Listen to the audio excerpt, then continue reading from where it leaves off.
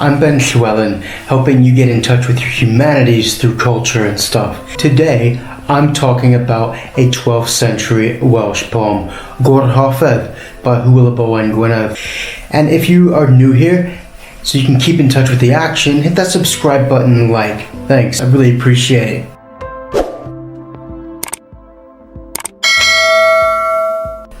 Welsh poetry has a longer continuation and is older than both English poetry and French poetry. I want to show you one of the fine examples of that tradition.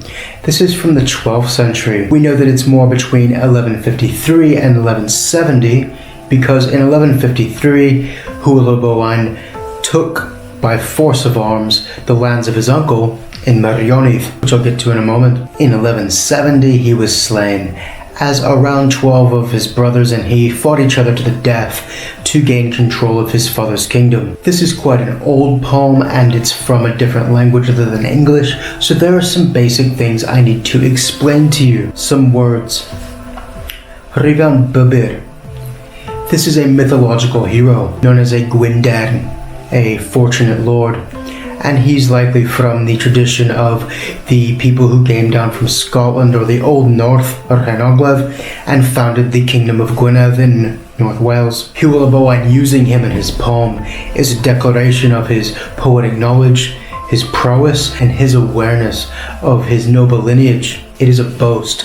The entire poem is a boasting poem about the things that he loves, the beautiful nature and landscapes of his land.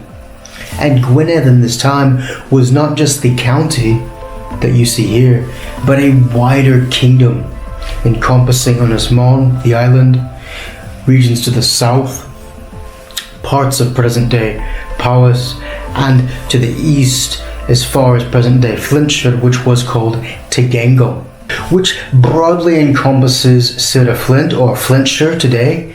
And this was again one of those areas which was in contention between Gwynedd and Powys, often the Earls of Chester as well, a three-way combat between these three groups.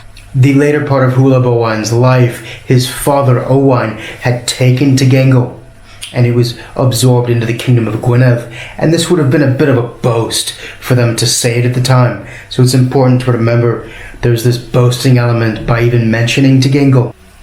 And this land was taken off of both Powys and at times the Earls of Chester, and the fact that he includes Tegengel in this poem is also a boast.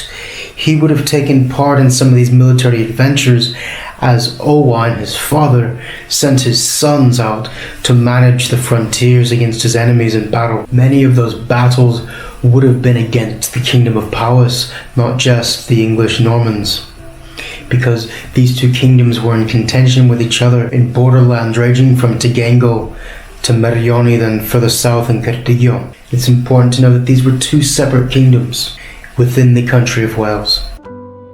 What we have in this poem is an expression of deep love for one's country, an expression of the ambitions of a young prince who had future hopes of a great career as the ruler of his kingdom. Merioneth is this part of Wales here, and it's important in this poem because we know that it would have been after the year 1153 when Hywel took Merioneth by force of arms from his uncle.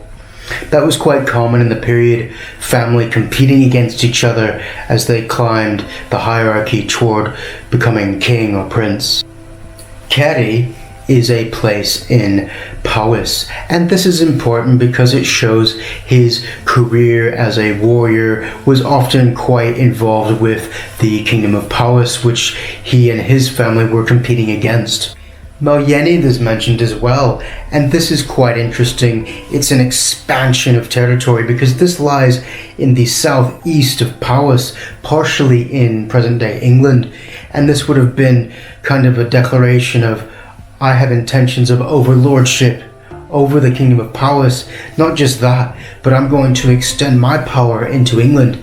It's a very boastful thing to say, and this poem, in a sense, is a series of boasts, not only about the beauty of his country, but about his intentions as a prince. Tir Raged goes back to that mythological figure of Rhiannon Babir, because there's this connection with the Old North, or Hen Ogledd, which the Welsh had lost some centuries prior. But this was a period of a cultural renovation, a renaissance, and they were looking back to this time as something to inspire them to take lands to the east and expand their kingdom into England, and to take back parts of the island which had been Welsh before. And the fact that he knew about this, it shows the depth of learning in terms of their own history and identity. And it's important to remember that when you hear the word Tir Rheged, which is the land of Rheged, which is in present day Cumbria and southeast of Scotland, would have been this kingdom that emerged after Rome left. Included in that Latin inheritance which Rheged left behind is the poet Ovid. In Welsh it's Ovydd, and this became synonymous in Welsh poetry with the ability and gifts of being a good lover. And Hywel and Gwynedd is quite prolific in his other poems in talking about loving women and his skills as a lover. It's also a boast of his classical education, which they would have been quite proud of even knowing at the time. Here's that poem, Gorhoffedd Hywel.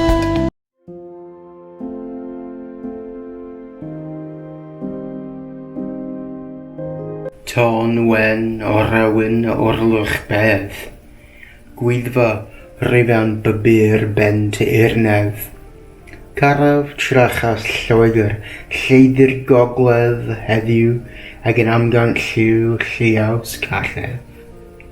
Caraf ymroddas rybuchad medd, mynydyhaudd mir maith o gwroesaf. Caraf I theulu a'i thewanedd ynddi, ag wrthfodd I hyrru rwyfaw dyhef. Caraf I morfa a'i mynyddedd, a'i chair gyda'i choed a'i chain diredd. A dolydd I dwfrau dyffrynedd, a'i gwlaen gwynion a'i gwymp ragedd. Caraf I milwyr a'i merch a ywedd, a'i choed a'i chedyrn a'i chyfanedd. Caraf I meisydd a'i man feillion anaw, myned gafas ffaw ffurf o foledd. Caraf I browoedd braint a wraf, a'i diffaith mawrfaith a'i myranedd. Wy un mab diw, mawr a rhyfedd, mor yw eilon mygyr maint y reifedd. Gwneithw a gwthwaw gwaith arddechedd I ryngliw pawys a glwys wynedd. Ag i'r welw gan gynnif rysedd, gwarpwyth a llyngdawr o alltidedd. Ni ddal iafft I ai, yn I ddel implaid, brethwyd a'i dwiaid a diw a'i medd. Tôn wen o'r Owain wych yr orth drefydd, gyflyw y garian awrid gynnydd, caraf a morfa myrionydd, menym bu fraich wen yn o benydd. Caraf reaws ar wiriaws wydd, yng nghymerdeiddfyr dyffrent iolydd.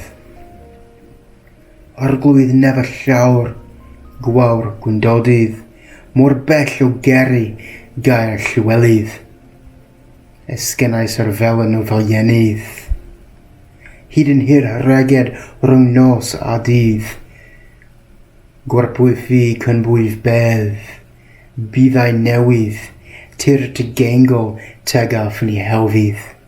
Cydbwydd fi cariadog cyrraedd o fydd, gwbwylled fy niw I fy nehenydd. I hope you enjoyed that, and we will see you in the next episode. Diolch yn fawr. Thank you very much.